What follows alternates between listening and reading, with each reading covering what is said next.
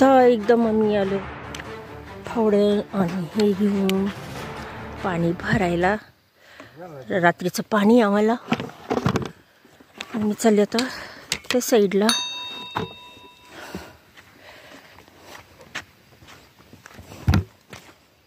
या लाईटीचं रात्रीचं काही दिसत नाही. एका याच्यात बॅटरी घेतली.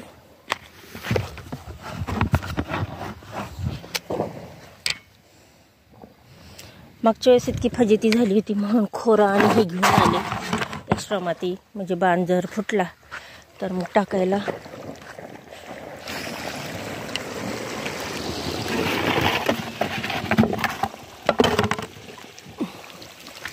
काका हे बुजवायचं राहिलं ना. ओ काका, आता काकांच्या कमरेमध्ये उसण भरली त्याच्यामुळे आता हे बांध मी फोडून पाणी आता तिकडं वळून देते आणि काही बाग बुजवते. म्हणजे जेणेकरून बरोबर त्याच ठिकाणी पाणी जाईल. हिचे तोंड बंद करून टाकले. ही इकडचं घेते ना खोल.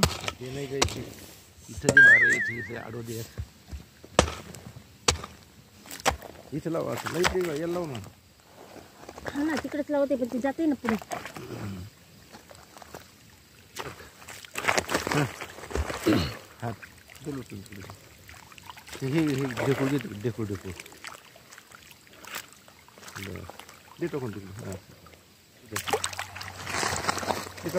खूप दम लागतं. आता सगळे बंद केलं मी आणि हे पाणी चाललंय तर डायरेक्ट शेवटपर्यंत बरोबर पोचते का. मधूनच सुरू झालं इथे. मधलं ना मधलं अंधारात काय हे चाललंय तिकडं. सकाळीच दिसेना अजून. तर हे पाणी असं चाललंय. शेवट भरला का हारायला फोडायचा. हा पण राहिला फोडायचा आणि हारायला. हे सगळं फोडलंत मी. हे एवढं फोडून सगळं जोडलंत. तर एकदा मधलं सुरू केलं तर ते 2 भरले. हे मधले 3 राहिले. हे पहिले भरून घ्यायला लागत होतं, नंतर फोडायला लागत होतं. नाही ना, हे इथलंच फुटलं, इथलंच फोडलं. म्हणजे इथलं राहिलं बुजायचं नाही ना. आता हे चाललंय पहिलं जे पहिलं फोडलं तशी. भरलं ना काका? भरलं वाटतं. लव करू का बंद? बार अजून ते 3 राहिले. हे बाकीचं सगळं झालेलं आहे. काय अंधारात दिसत नाही. इकडे चाललंय काका, चालले तिकडं बघायला. बघा आपला हा भुईमुग एवढं दिसू राहिलाय. आता उद्या परवा चांगला असं मस्तपैकी होऊन जाईन. आता मोठा मोठा संध्याकाळपर्यंतच भरपूर मोठा होईल. हे बघा किती फुटला, किती आलाय. पाणी दिल्यामुळे हे ज्या खापल्या वगैरे त्याच्यावर चढली होती ती सगळी दूर झाली. टपकन झालेलं आहे. आता उजाडल्यावर दाखवते तुम्हाला.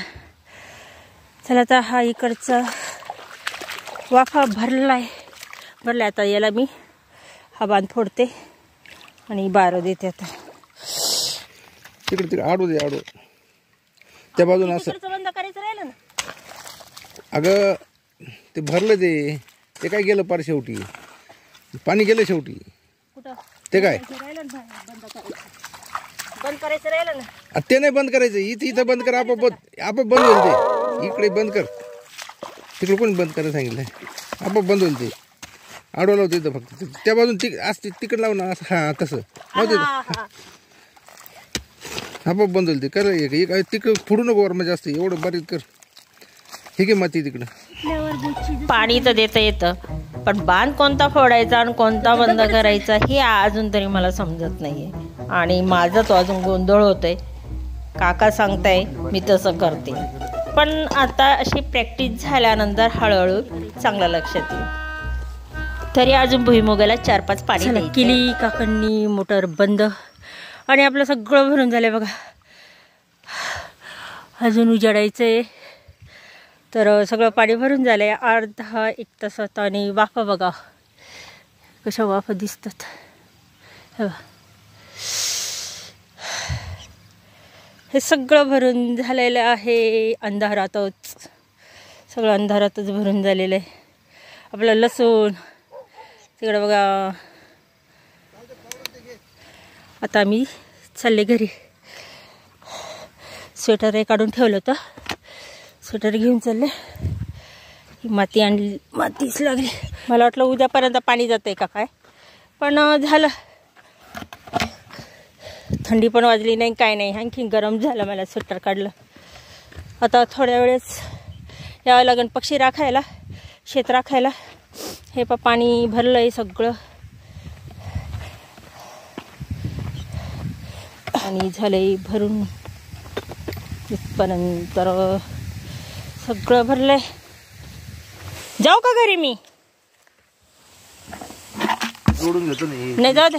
पाणी वायाला चाललं बाई. इथं मोकर गेलं रोज उगत परत. उडल का हे? उडल का? गवत उगत म्हणलं नाही, पाणी उडल का असं? हा, पाणी उडत हे काही उडत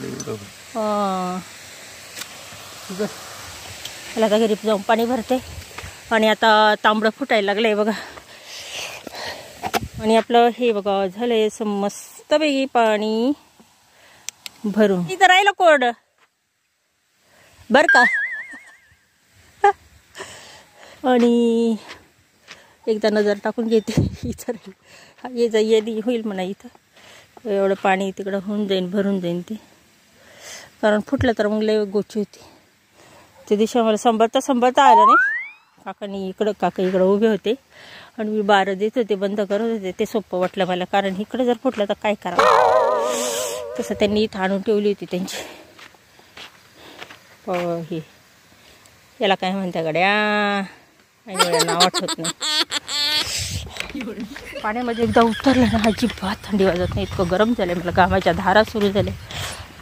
आणि पाणी भरलं. आता हे पहा उजेडात. आणि आता आहे ना म्हणजे पक्षी पण नाही आहे आता, कारण आहे ना भुईमुग आहे ना आता जरासा बराचसा वर आलेला आहे. आणि तो कोंब फुटत होते तेव्हाच राखण करावं लागत होतं. आता पक्षी पण नाही दिसत. हे जवळजवळ 8 दिवसाच्या अंतराने पाणी दिलेलं आहे.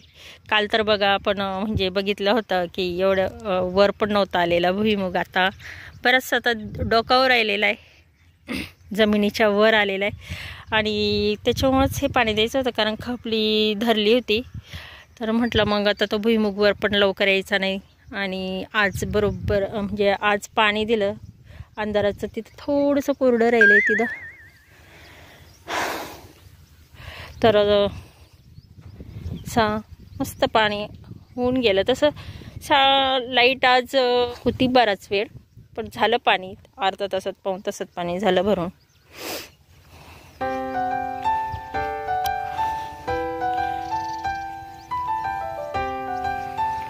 आणि हे आपलं हा एवढा वाढला ते लसूण.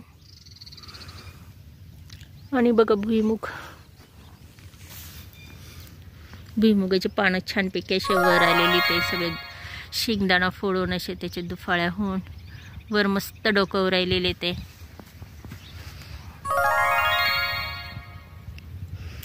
आणि तेच कोंब खात होते. आता जिथं हा जो भुईमुग आहेत ना, आता जो उगणार नाही तिथं पुन्हा आता आम्हाला जे उरलेले बी ठेवलेले शेंगदाण्याचं ते बी आता टोचून द्यावं लागेल.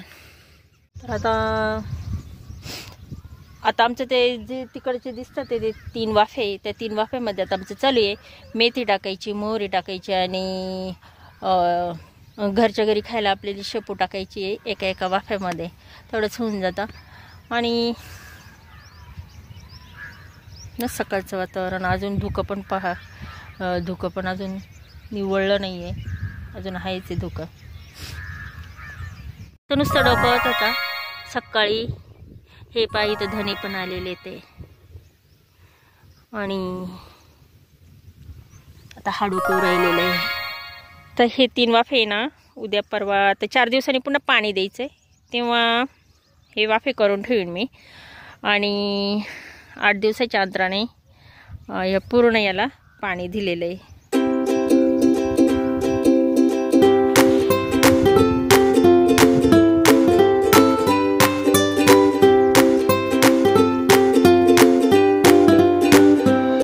चला आता भेटू पुन्हा पुढच्याच व्लॉगमध्ये. तोपर्यंत बाय बाय.